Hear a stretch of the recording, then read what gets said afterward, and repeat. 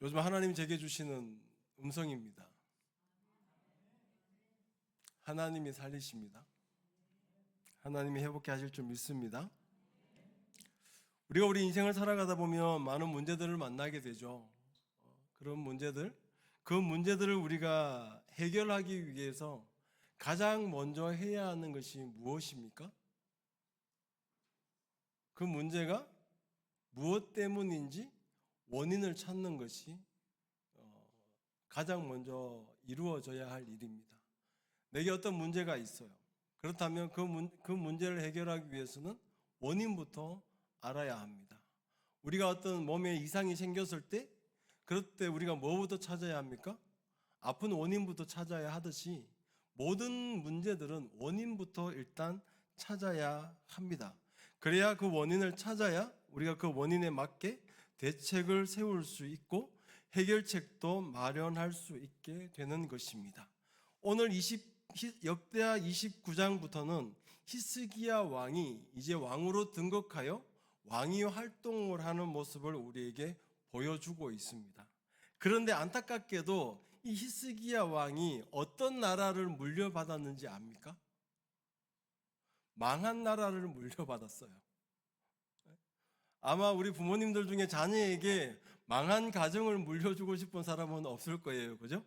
근데 물론 히스기야의 아버지인 아하스 왕도 잘 해보려고 했을지는 모르겠습니다. 그랬겠죠. 나름 정책이 있었겠죠. 근데 결과적으로는 이 아하스 왕이 정치를 잘못하고 나라를 잘못 이끌었기 때문에 어떻게 됐냐 하면 나라가 망한 겁니다. 역대하 28장 23절 말씀에 보면 이렇게 기록하고 있습니다. 자기를 친 다메섹 신들에게 제사하여 이르되 아람 왕들의 신들이 그들을 도왔으니 나도 그 신에게 제사하여 나를 돕게 하리라 하였으나 그 신이 아하스와 온 이스라엘을 망하게 하였더라라고 이야기합니다. 아하스 왕은 자신을 늘 치러 오던 다메섹 그 족속들이 섬기는 신이 너무 좋아 보였나 봐요.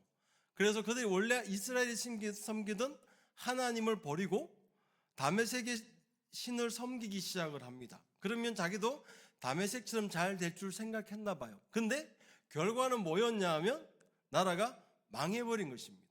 아하스 왕이 망하게 한 것보다 사실 더 비참한 것은 히스기야가 그 아버지를 이어서 이 나라를 계속해서 이끌어가야 한다는 것이죠. 망한 나라를.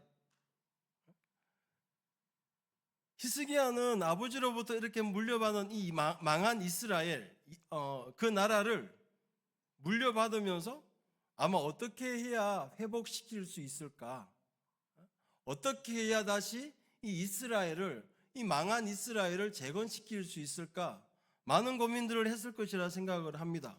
그리하여서 히스기야는 원인 분석을 어떻게 내냐 하면 이 이스라엘이 망한 이유가 뭐냐? 원인부터 찾아요. 그 원인이 뭐냐 하면 10절 말씀에 보니까 이렇게 기록을 합니다. 이제 이스라엘의 하나님 여호와와 더불어 언약을 세워 그 맹렬한 노를 우리에게서 떠나게 할 마음이 내게 있노니라고 이야기합니다. 여기에서 우리가 볼 수 있는 게 이스라엘이 망한 원인이 뭐냐 하면 이스라엘의 하나님께서 어떻게 해요? 이스라엘을 향하여서 맹렬한 노를 발하였기 때문에 이스라엘이 망했다는 거예요.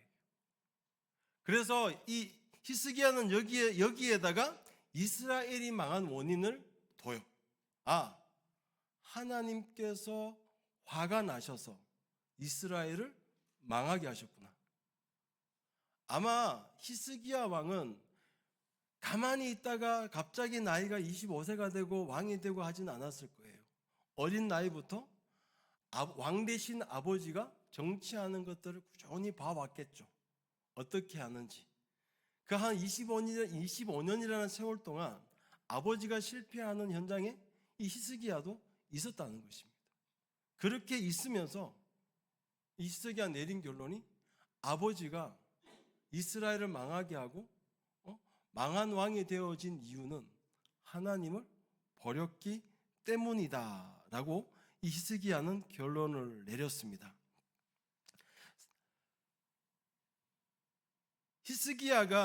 히스기야 왕이 이스라엘의 망한 원인을 하나님의 맹렬한 노 안에서 찾아내고, 또 이 이스라엘이 망하게 된 원인을 하나님이 버렸기 때문에 성전문을 닫았기 때문이라고 그렇게 확신할 수 있었던 것은, 이 히스기야는 하나님을 믿는 믿음이 있었기 때문에 그렇습니다. 만일에 히스기야에게 이스라엘의 신이신 하나님을 믿는 믿음이 없었다고 한다면, 히스기야는 이 나라의 망한 원인을 하나님 앞에서 찾지 않았을 거예요. 아버지가 성전문을 닫아버린 거기에 원인을 두지 않았을 거예요. 그런데 히스기야에게는 무엇이 있었냐면 하나님을 믿는 믿음이 있었어요. 그것도 단순한 믿음이 아니라 확신이 있었어요. 그 내용이 바로 10절에 조금 전에 읽었던 여기에 나와 있는 것입니다. 하나님께서 맹렬한 노를 발하여서 하나님이 우리를 떠나버렸기 때문에 우리가 망한 것이라는 것을 확신합니다. 사랑하는 성도 여러분, 우리가 삶을 살아가면서 우리 인생 가운데 많은 문제들을 만나게 됩니다. 그 문제들이 꼭 하나님과 관련되어져 있는 일들이든가요? 아마 그렇지 않을 거예요. 가정에서 일어나는 모든 갈등들이 우리의 믿음, 하나님과 연결되어져 있는 것처럼 보이든가요? 아니, 완전히 분리된 다른 것처럼 보이지 않나요? 신앙과 우리의 삶에서 겪는 문제들이 철저하게 다른 것처럼 느껴지지 않나요? 직장에서 직장의 상사가 나를 괴롭혀요. 직장의 많은 일들이 나를 힘들게 만들어요. 그러한 일들이 하나님과 신앙과 어떤 관계를 우리가 연결하고 붙일 수 있겠습니까? 우리 인생에서 가지는 많은 문제들은 어떻게 보면 우리가 믿음의 눈을 떠서 그 상황들을 말씀 안에서 해결하려고 말씀 안에서 원인을 찾으려고 하지 않는다고 한다면 우리의 믿음과 신앙과 말씀과 구별하여 별개로 우리가 나누어 버릴 수 있는 것이죠.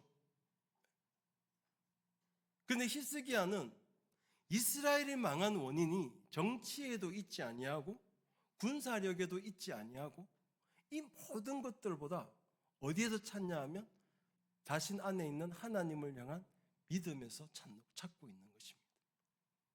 우리가 살아가면서 많은 문제들을 만납니다. 그리고 우리는 히스기야처럼 우리 하나님을 믿습니다.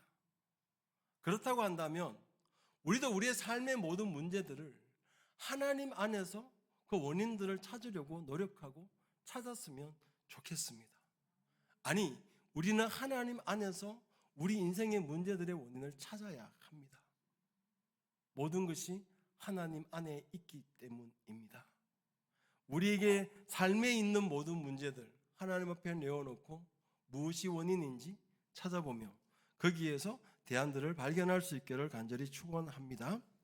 자, 이렇게 해서 히스기야는 원인을 하나님의 진노로, 하나님의 벌하심으로 찾았습니다.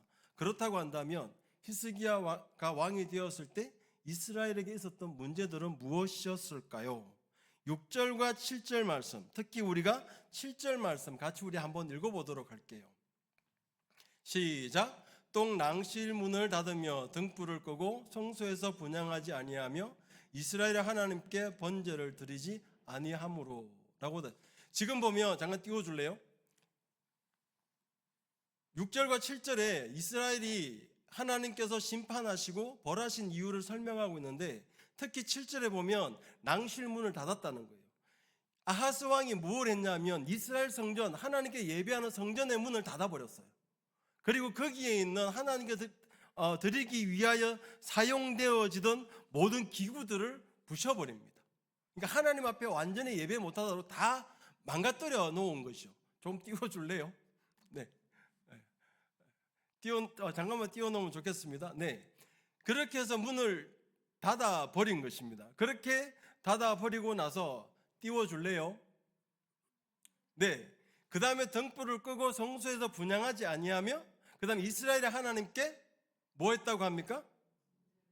번제를 드리지 아니하므로. 이 말은 무슨 말이냐? 하나님께 제사를 하지 않았다는 거예요. 이스라엘 백성들은 어떤 민족입니까?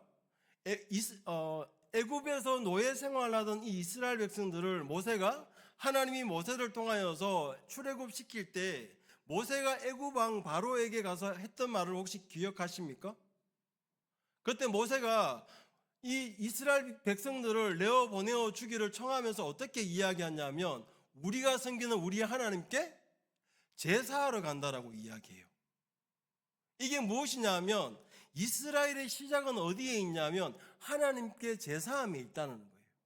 지금 우리의 말로 하면 이스라엘의 존재 목적이 어디에 있냐면 하나님께 예배하는 데 있다는 거예요.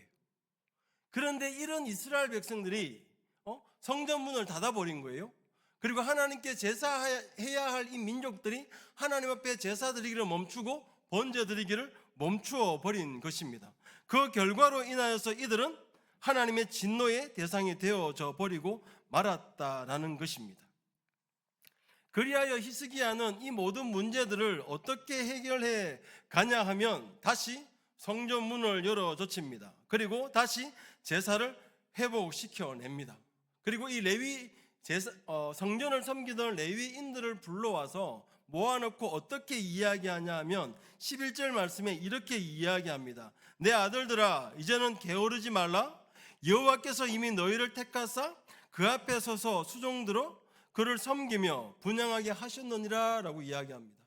지금까지 성전문을 닫아 놓았는데 여기에 내 아들들을 레위인을 이야기합니다. 그러면서 지금부터는 게으르지 말라는 거예요.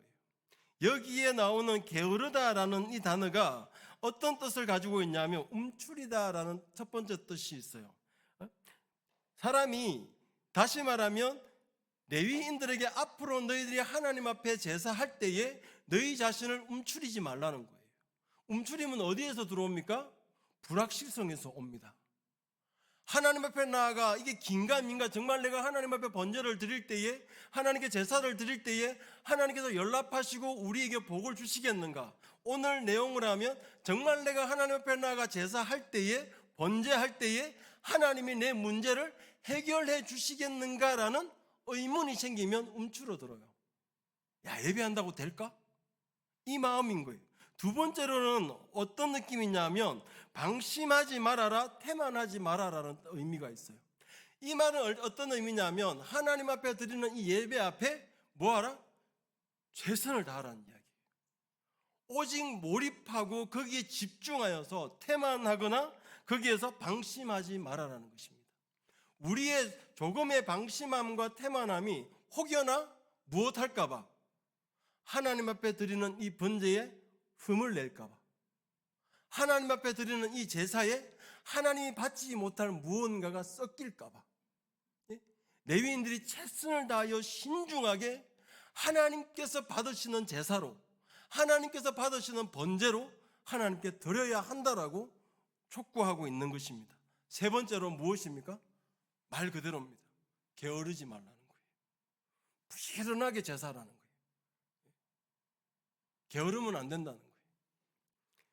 왜 히스기야 왕은 이렇게 하나님 앞에 드리는 번제와 제사들을 이렇게 강조하고 있었을까요?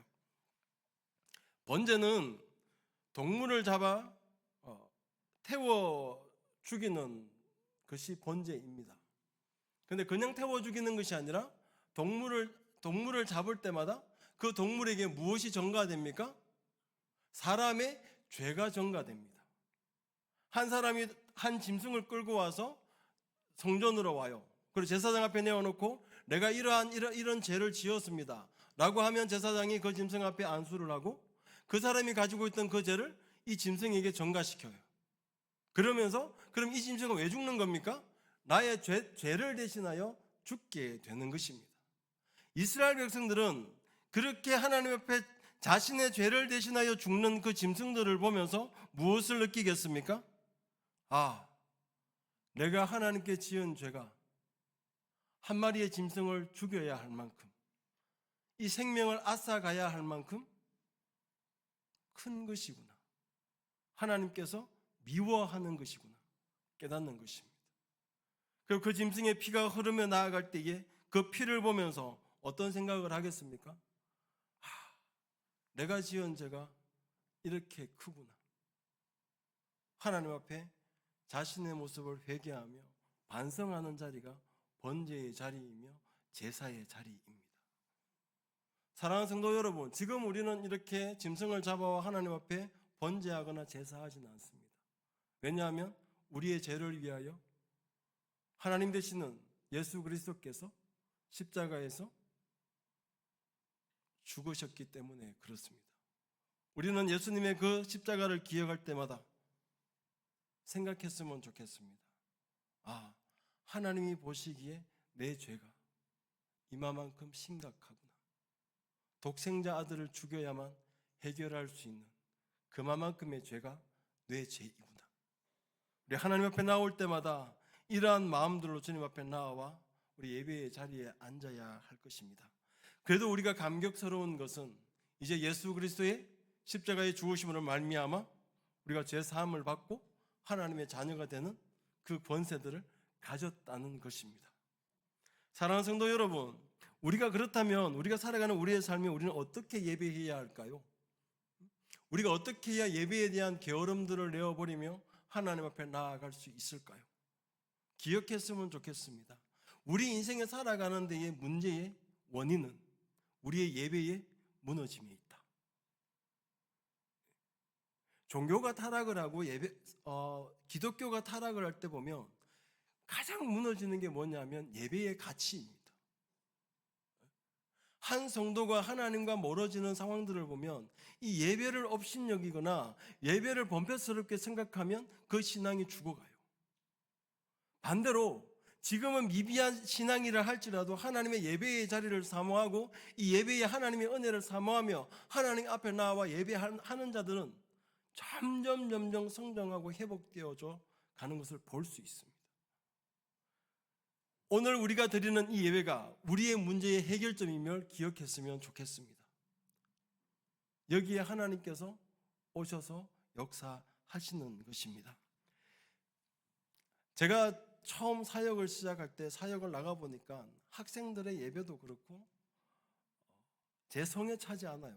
하나님 보실 때는 모르겠는데 예배하는 모습과 폼들을 보니까 성에 차지 않아요. 지금은 제 사모입니다만은 저 사역지에서 청년 찬양팀을 만들어 놓고 토요일마다 모여 기도하는데 연습 20분, 기도 1시간씩 했어요. 영적으로 좀 죄송합니다. 영적으로 박살내야겠다 생각을 했어요.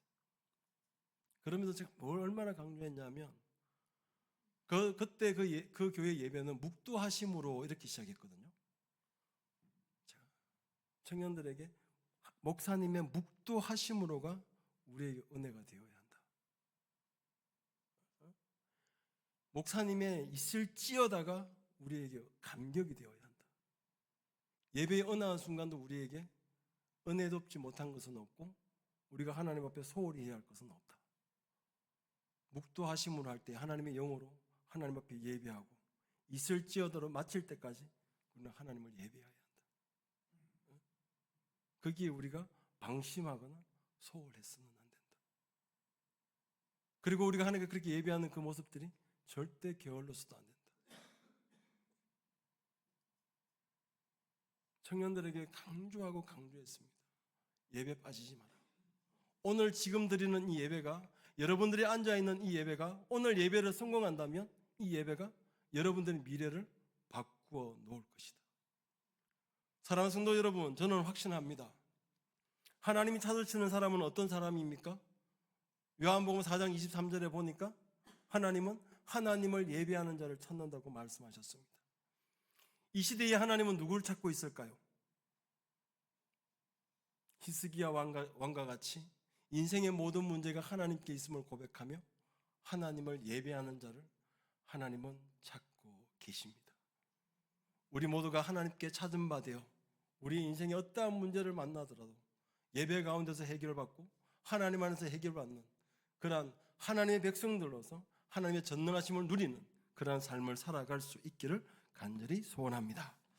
우리 이제 한번 기도할까요?